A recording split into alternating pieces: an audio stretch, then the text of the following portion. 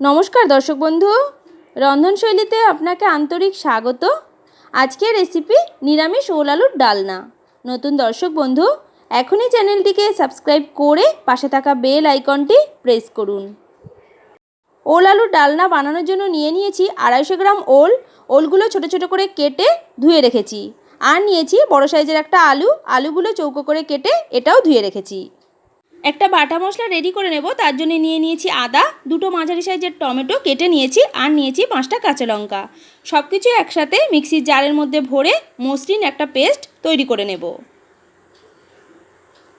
ওল আলু ভাজার জন্য গ্যাসে কড়াই বসিয়ে দিয়েছি। কড়াইতে দিয়ে দিলাম বড় চামচের 3 চামচ সর্ষের তেল।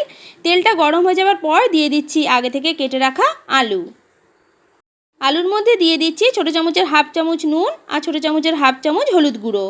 নুন আর হলুদ আলুর মধ্যে মিশিয়ে নিয়ে মিডিয়াম ফ্লেমে আলুগুলো অল্প সময় ভেজে নিচ্ছি। মিনিট 5 আলুগুলো ভেজে নেওয়ার পর এর মধ্যে দিয়ে দিচ্ছি ওলটা দেওয়ার পর একসাথে আরও মিনিট 2 ভেজে নেব। ওল আর আলু যাতে হালকা সেদ্ধ হয়ে যায় আর ভাজা হয়ে যায়, তাই গ্যাসটা লো ফ্লেমে রেখে একটা ঢাকা দিয়ে দিলাম 10 মিনিটের জন্য। 10 মিনিট পর ঢাকাটা খুলে নিলাম। আলু আর ওল ভাজা হয়ে গেছে। এবার এগুলোকে একটা প্লেটের মধ্যে তুলে নিলাম। কড়াইতে যা তেল আছে ওই তেলের মধ্যে দিয়ে দিচ্ছি আরও বড় চামচের 2 চামচ সর্ষের তেল। তেলটা গরম হয়ে গেলে দিয়ে দিচ্ছি 2টো দারচিনি, 2টো লবঙ্গ, একটা এলাচ, ছোটো চামচের হাফ চামচ গোটা জিরে আর একটা তেজপাতা। মিডিয়াম ফ্লেমে 20 থেকে 30 সেকেন্ড মশলাগুলোকে ভেজে নিচ্ছি। মশলাগুলো ভাজা হয়ে গেছে।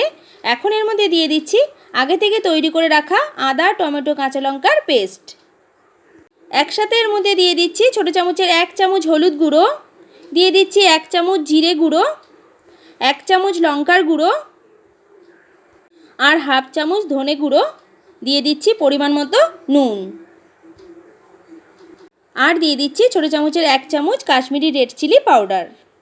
মিডিয়াম ফ্লেমে সব মশলা একসাথে কষিয়ে নিচ্ছি। এই মশলার মধ্যে দিয়ে দিচ্ছি ছোটো চামচের 2 চামচ টক দই। এবার সব কিছু একসাথে নাড়িয়ে নিচ্ছি। মশলাটা যাতে ভালো মতো কষানো হয়ে যায়, তাই গ্যাসটা লো ফ্লেমে রেখে একটা ঢাকা দিয়ে দেবো 5 মিনিটের জন্য। 5 মিনিট পর ঢাকাটা খুলে নিলাম। ওপর থেকে তেল ভেসে উঠেছে, তার মানে মশলাটা ভালো মতো কষানো হয়ে গেছে। মশলাটা একবার নাড়িয়ে নিয়ে এর মধ্যে দিয়ে দিচ্ছি আগে থেকে ভেজে রাখা ওল আর আলু। মশলার সাথে ওল আর আলু মিশিয়ে নিয়ে একসাথে এটা কষিয়ে নেব।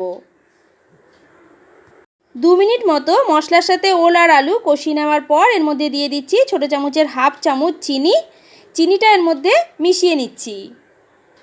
এবার এর মধ্যে দিয়ে দিচ্ছি 1 গ্লাস পরিমাপের জল। গ্যাসের ফ্লেমটা হাইতে রেখে তরকারিটা নাড়িয়ে নিয়ে একটা ঢাকা দিয়ে দেব, আর এটা ফুট আসা পর্যন্ত অপেক্ষা করব। তরকারির ফুট চলে এসেছে, তাই আবার ঢাকা দিয়ে দিলাম গ্যাসের ফ্লেমটা লোতে করে পুরো 10 মিনিটের জন্য। 10 মিনিট পর ঢাকাটা খুলে নিলাম। সবসময় ওলের তরকারি বানানোর সময় ঝোলের পরিমাণটা একটু বেশি দিতে হয়, নাহলে ঠান্ডা হয়ে গেলে ঝোলটা অনেকটা কমে যায়।